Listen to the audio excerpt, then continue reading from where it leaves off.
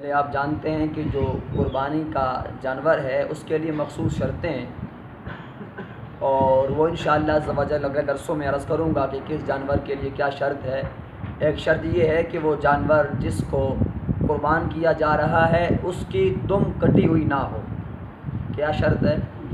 اب کتنی مقدار ہے یہ انشاءاللہ بعد میں عرض کروں گا۔ اسی طرح سینگ جو ہے وہ جڑ تک ٹوٹا ہوا نہ ہو۔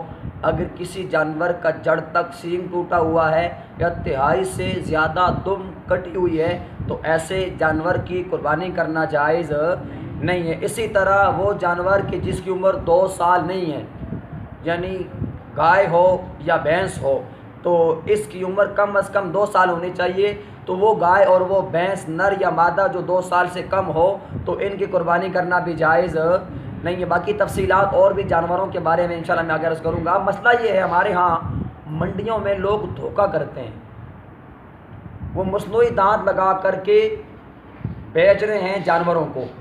عمر 2 سال نہیں ہے، وہ 2 دانت اپنے پاس ہی لگا دیتے ہیں دھوکہ دینے کے لیے اور یہ سمجھانے کے لیے دیکھیں یہ دوندہ ہے، حالانکہ وہ دوندہ نہیں ہوتا۔ اسی طرح سینگ ٹوٹا ہوا ہوتا ہے جڑ تک، تو پھر وہ بازار سے سینگ بنا کر 1000 کا ایک سینگ بنتا ہے صحیح، اور وہ بازار سے بنا کر جانور کو سینگ لگا دیتے ہیں، حالانکہ اس جانور کی قربانی کرنا شرعاً جائز نہیں ہوتی۔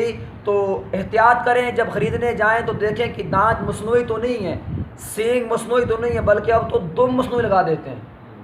وہ ایسا ہوا کہ ایک جانور کی دم کٹ گئی تو انہوں نے کسائی سے جا کے دم لی اور آپریشن کر کے اس کو دم لگا دی سرجری کے ساتھ۔ انہوں نے جب ذبح کرنے کے لیے لٹایا اور دم کھینچی تو وہ دم ساری باہر آ گئی۔ انہوں نے کہا بھائی یہ تو ٹھیک معاملہ، اس کی دم کہاں سے باہر آ گئی ہے؟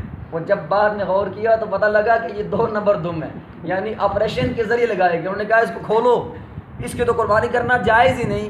اب دیکھیں دھوکے میں لوگ کہاں سے کہاں پہنچ گئے کہ 2 نمبر دم لگا دی، مصنوعی دم لگا دی۔ تو اب ایسے فراڈ ہو رہے ہیں، تو ہمیں جانور کی خریداری کرتے وقت احتیاط سے کام لینا چاہیے، کہیں ایسا نہ ہو کہ ہم وہ جانور خرید لیں کہ جس کی قربانی بھی نہ ہو اور ہمارا پیسہ بھی برباد ہو جائے۔ بس اتنا ہی کافی ہے آج کا درس کہ جانور کو خریدتے وقت انتہائی احتیاط سے کام لیں، اور تم بھی اب چیک کر لیا کریں، یہ نہ ہو کہ جب قربانی کے بغیر اٹھائیں تو وہ تم بھی باہر آ جائے۔ پروردگار عالم آپ کو مجھے ان مسائل کو یاد کرنے، یاد رکھنے، عمل کرنے کی توفیق عطا فرمائے۔